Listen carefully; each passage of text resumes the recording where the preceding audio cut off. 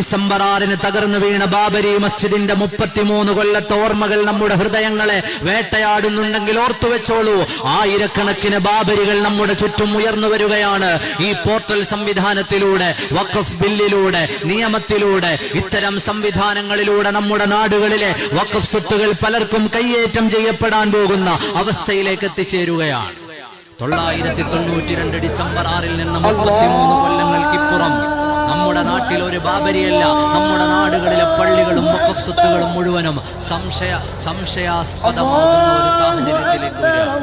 ഈ പരന്നു കിടക്കുന്ന വഖഫ് സ്വത്തുകളൊന്നും ഒരാളിൽ നിന്നും നമ്മൾ കയ്യേറ്റം ചെയ്തതല്ല, ഒരാളിന്റെയും ഭൂമി പിടിച്ചെടുത്തതല്ല. നമ്മുടെ മുൻഗാമികൾ അധ്വാനിച്ചതിൽ നിന്ന് അല്ലാഹു സുബ്ഹാനഹു വ തആലയുടെ തൃപ്തിക്ക് വേണ്ടി സമർപ്പിച്ചതാണ്. അത് പൂർണ്ണമായും മുസ്ലിമീങ്ങൾക്ക് അവകാശപ്പെട്ടതാണ്. വഖഫ് സ്വത്തുകൾ മുസ്ലിമീങ്ങളുടേതാണ്, അത് നമ്മുടേതാണ്. നമുക്കൊരു ബാബരി മസ്ജിദിനെയാണ് അറിയുന്നതെങ്കിൽ അല്ല. കഴിഞ്ഞ കാലത്തിന്റെ ഇടയിൽ നമ്മുടെ രാജ്യത്തിന്റെ വിവിധങ്ങളായ സ്ഥലങ്ങളിൽ തകർന്നു വീണ പള്ളികൾ വേറെയുണ്ട്.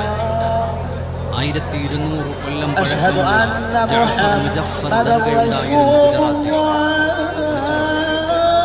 നമ്മുടെ മാധ്യമങ്ങളിൽ പലപ്പോഴും നമ്മൾ കാണാത്തത് കൊണ്ടാണ്. ഡൽഹി മെഹ്റോളി മസ്ജിദ് ഉണ്ടായിരുന്നു, ജിന്നത്ത് വാല പള്ളി 600 കൊല്ലം പഴക്കമുണ്ടായിരുന്ന പള്ളിയാണ്. അനധികൃതമായ നിർമ്മാണം എന്ന് പറഞ്ഞിട്ടാണ് പൊളിച്ചു കളഞ്ഞത്. 600 കൊല്ലം മുമ്പുള്ള പള്ളി അനധികൃതമായ നിർമ്മാണം.